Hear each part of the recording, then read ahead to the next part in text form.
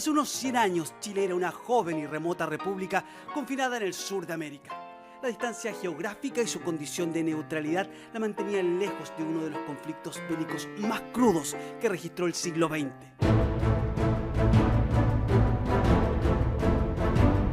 Frentes de esa Primera Guerra Mundial solo se conocían por la prensa, que en su sección nacional también destacaba las peleas políticas y las precariedades que se vivían en la urbe. Pero coladas en medio de las grandes noticias y los avisos comerciales, marginalmente aparecían las primeras noticias de una extraña gripe. El país señala que es un acto de inhumana crueldad que permanezcamos indiferentes ante estos cuadros de dolor y de miserias que se comenzaban a observar en varias ciudades del país. De distintas gripes ya eran calamidad conocida desde la colonia, un terreno fértil para curanderos y hechiceros, según la investigación de un profesor de la Facultad de Medicina de la Universidad Católica. Pero a diferencia de lo que había ocurrido antes, el nuevo virus viajaba con la rapidez de los ferrocarriles y de vapores que cruzaban el Atlántico día a día. En agosto de 1918, su arribo a tierra chilena era evidente. Se empezaron a conocer los primeros casos en Valparaíso y también en Santiago, específicamente en el sector de La Vega. Solo en 1918, más de 6.000 chilenos murieron producto de la gripe española. Un tibio preámbulo para lo que se avecinaba en los meses siguientes. En el mundo, la pandemia se extendía con una ferocidad muy superior. Más de 50 millones de personas habrían muerto producto de esa gripe. La letalidad del virus superaba a la de la propia guerra. Pero las principales potencias parecían silenciar las noticias sobre la enfermedad que se desplegaba de forma paralela al conflicto bélico.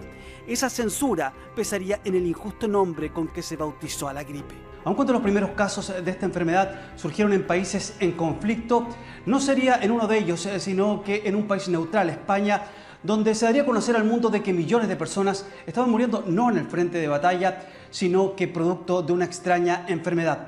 Desde entonces, para muchos injustamente, se le llamó a esta pandemia la gripe española.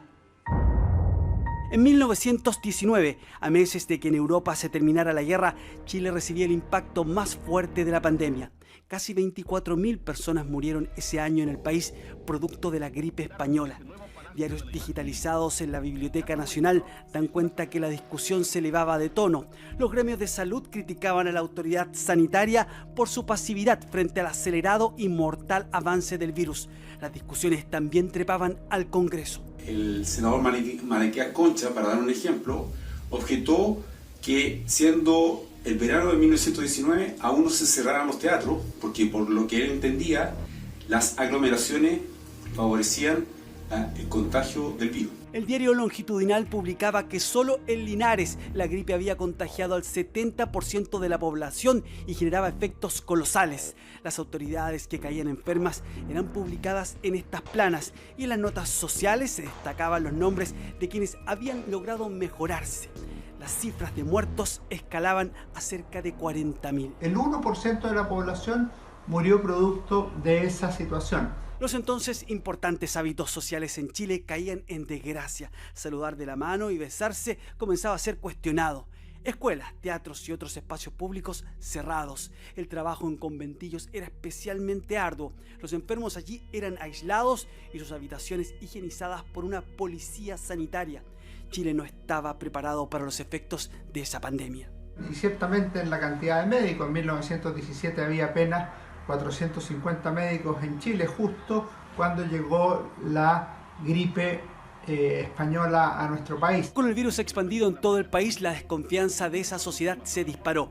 Muchos ocultaban su condición de enfermos por temor al rechazo social o las desventuras de una hospitalización. Eran años en que recién se implementaban las normas sanitarias y los indicadores de salud chilena eran pobres. En parte estaba asociado a lo que era la historia de Chile en esos tiempos. Hay un capítulo de la historia de Chile de Gonzalo Vial, de comienzo del siglo XX, en que él le llama el país de los muertos y compara la cantidad de muertos de madres, por ejemplo, de niños recién nacidos que morían respecto a otras naciones, y la verdad es que las cifras eran bastante más negativas y desalentadoras.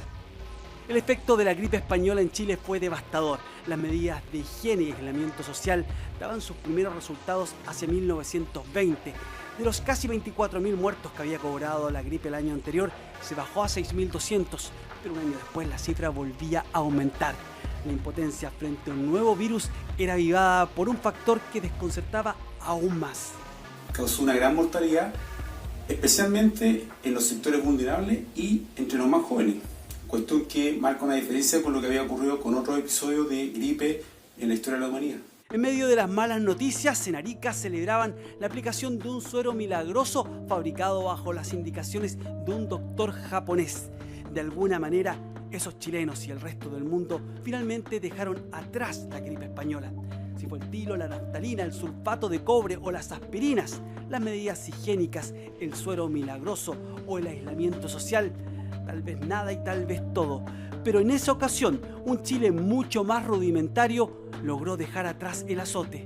Lo mismo pasó en el resto del mundo, tal como ha sido la historia de siempre.